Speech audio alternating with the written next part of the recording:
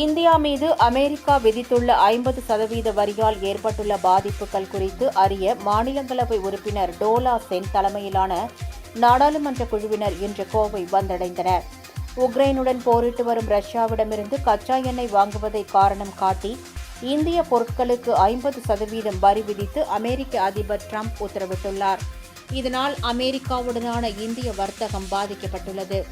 இந்நிலையில் அமெரிக்காவின் வரி விதிப்பால் ஏற்பட்டுள்ள பாதிப்புகளை கண்டறிய மாநிலங்களவை உறுப்பினர் டோலா சென் தலைமையில் நாடாளுமன்ற குழு ஒன்று மத்திய அரசு அமைத்துள்ளது. இந்த குழுவினர் இன்று கோவை வந்தனர். விமான நிலையத்தில் செய்தியாளர்களுக்கு பேட்டியளித்த நாடாளுமன்ற குழுவின் தலைவர் டோலா சென், கடந்த 6ஆம் தேதி முதல் இன்று வரை விசாகப்பட்டினம், சென்னை, கோவை ஆகிய இடங்களில் தங்கள் குழுவினர் தொழில்துறையினரை நேரில் சந்தித்து கருத்துக்களை கேட்டு வருவதாகவும், சென்னையில் நடைபெற்ற கூட்டத்தில் தோல் பொருட்கள் மற்றும் வாகன உற்பத்தி துறையில் உள்ள பிரச்சினைகள் குறித்து கேட்டறிந்ததாகவும் தெரிவித்தார். கோவையில் ஜவுளித்துறையில் இருக்கும் பிரச்சினைகள் குறித்து கேட்க இருப்பதாக மாநிலங்களவை உறுப்பினர் டோலா சென் தெரிவித்தார்.